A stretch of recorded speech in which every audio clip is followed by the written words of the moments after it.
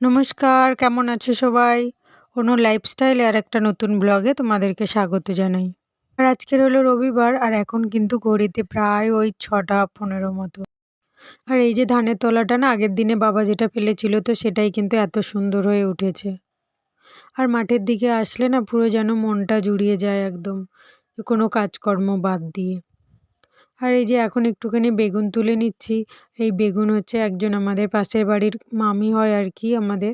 তো উনি কিনতে এসছে তাই জন্য কয়েকটা বেগুন গাছ থেকে তুলে আর ওনাকে দেবো আর কি। এমনি খুব একটা বেশি বেগুন হয়নি, অল্প ২-১টা যা হয়েছে তো সেখান থেকেই কিছুটা দিচ্ছি আর কি। ওরা খাবার মতো করে কিনতে এসেছে তো সেই জন্য দিয়ে দেবো।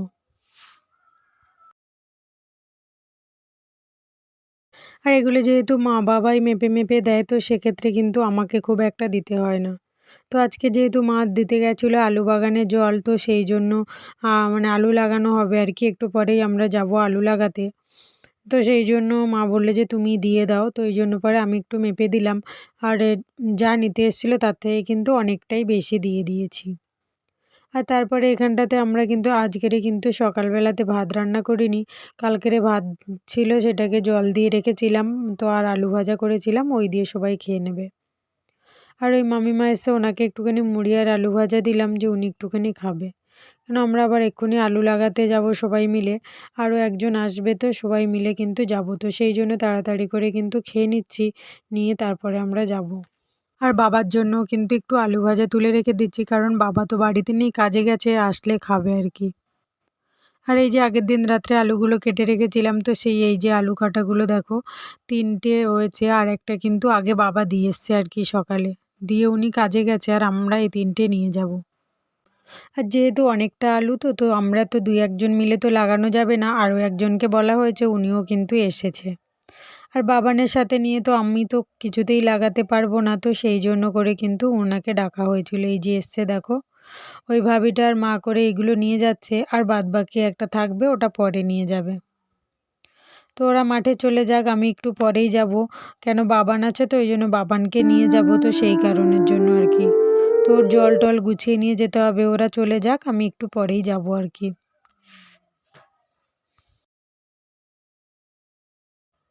আর এই যে আমি আর বাবান করে চলে যাচ্ছি, এমনি বাবানের সমস্ত কিছুটা একটা ব্যাগে করে নিয়ে নিয়েছি। আর তারপরে কিন্তু ও আর আমি করে চলে যাচ্ছি। কেন ওর জল একটু খাওয়ার নিয়ে নিয়েছি, অনেকটা টাইম লাগবে। তো আমরা ভেবেছিলাম মোটামুটি টাইম লাগবে ঘন্টা ২, কিন্তু না, অনেকটাই টাইম লেগেছে। কেন মাটি দিয়ে এ করে উঠতে কিন্তু টাইমটা চলে গেছে। আর এই যে গোবরটা নিয়ে এসেছিলো সেই গোবর জল করে কিন্তু আলুগুলোকে ভিজিয়ে দিয়েছিল। কেন শোধন করার কোনো ওষুধ ছিল না, তো সেই জন্য কিন্তু গোবরে ভিজিয়ে রাখা হয়েছিল। আর এই যে মা আর ওই ভাবিটা করে লাগাচ্ছিল, আর আমি আর বাবান কিন্তু এই তো সবে আসলাম, ততক্ষণে ওদের কিন্তু অনেকটাই লাগানো হয়ে গেছে।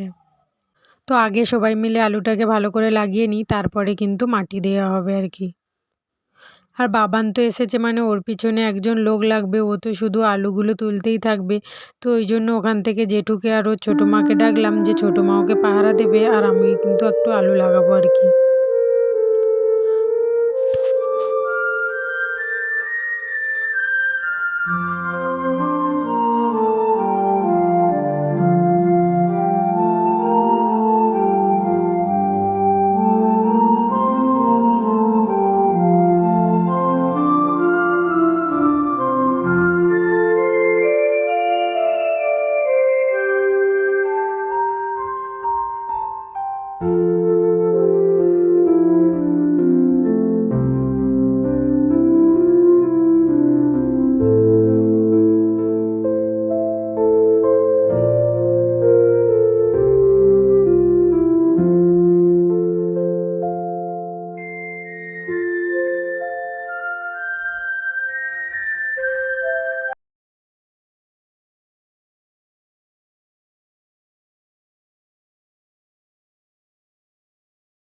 ব্যাস আলু লাগানো কমপ্লিট হয়ে গেছে।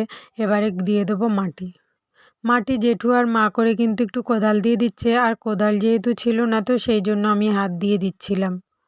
ওরা দুজনে যেহেতু কোদাল দিয়ে দিচ্ছে ওই জন্য আমি হাত দিয়ে দিচ্ছি। ব্যাস দেখো মাটি দেওয়া কমপ্লিট হয়ে গেছে, আর কত সুন্দর লাগছে দেখো দেখতে। দেখতে না সত্যি খুবই সুন্দর লাগছে আর কি। আর এখন কিন্তু আবার তোমাদের সাথে দেখা হচ্ছে সেই বিকেল 3টের সময়।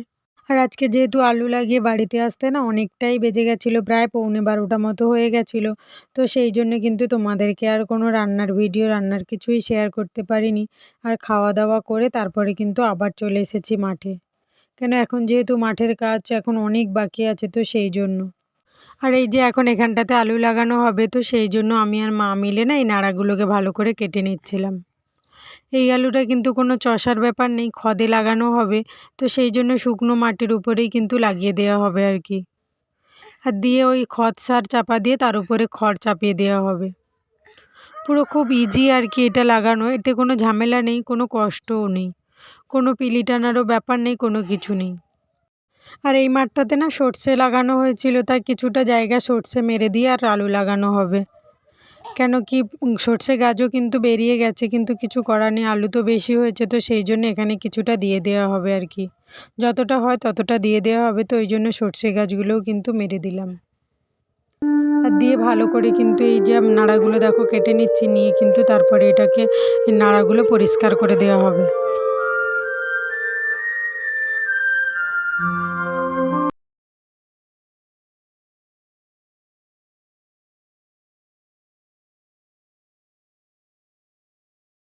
ব্যাস কাটা কমপ্লিট হয়ে গেছে, নাড়াগুলো তুলেও কিন্তু পরিষ্কার করে দিয়েছি।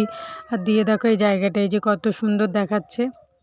আর এই পিছনের দিকে কিছুটা ঘাস কাঁড়ি করে রাখা হয়েছে, ওগুলো গরুর জন্য নিয়ে যাব আর কি। আর যাওয়ার সময় এই পুচকিটাকে ভাবলাম একটু দেখে যাই, ওকে যেহেতু এখানে মাঠে বের করেছে তো ওই জন্য। আর ঘরের সামনে যেহেতু মাঠ, আর 2-3 দিন ধরে না আসার সময় পাইনি, কেন এই যেহেতু মাঠে কাজবাজ হচ্ছে তো ওই জন্য আর কি। আর এই যে এখন বাড়িতে চলে এসেছি, এসে আর কয়েকটা জামা কাপড় আছে, ওই জামা কাপড়গুলোকে কিন্তু আমি তুলে নিচ্ছি। আর আজকের বাবানের অনেকগুলো জামা কাপড় কেচেছিলাম, আর সঙ্গে কেচেছিলাম কিন্তু ওর ঠাম্মা দাদুর 2টো চাদর। 2-3 দিন ধরে ওরা পড়ছে, তো ওটাকে আর কাচার সময় পাচ্ছিলাম না, তো সেই জন্য আজকেরই কেচে দিয়েছিলাম। আর কয়েকটা ওর কাঁথা ছিল, সেই কাঁথাও কেচে দিয়ে গেছিলাম। সকালে যাওয়ার আগে কিন্তু এগুলোকে কেচে দিয়ে গেছিলাম, কিন্তু জানি যে এসে আর সময় পাবো না।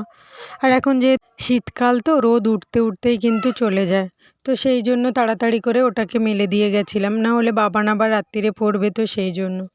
আর এসে বাইরটাকে ভালো করে ঘর বাইরটাকে ঝাঁট দিয়ে নিচ্ছিলাম, আবার রাত্রিরে রান্না আছে তো সেই জন্য।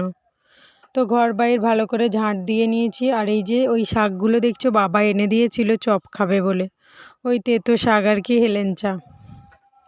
তো ওটা থাক ওখানটাতে, রাত্রে থাকলে ভালো থাকবে।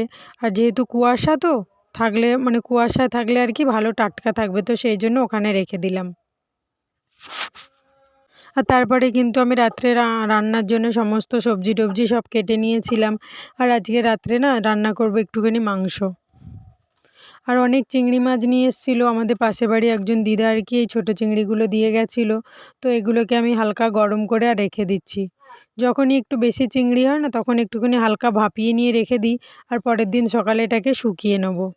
তো আর চিংড়ি মাছ হলে না এরকমভাবে স্টোর করে রেখে দিলেও অনেক দিন থেকে যায়, আর কোনো অসুবিধাও হয় না, অনেক দিন ধরেই খেতে পারো আর কি ফ্রিজে রেখে। আর এই যে আমার মাংস তরকারি কমপ্লিটও হয়ে গেছে, আর রাতে রান্নাবান্নাও কিন্তু সঙ্গে সঙ্গে কমপ্লিটও হয়ে গেছে।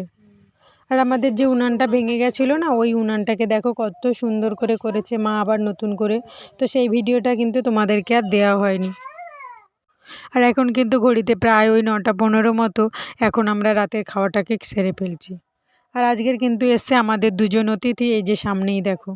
আর সঙ্গে সঙ্গে আমিও খেয়ে নেব, আর ভিডিওটা কিন্তু এখানটাতেই শেষ করছি। সবাই সাবধানে থাকবে, সুস্থ থাকবে, ভালো থাকবে।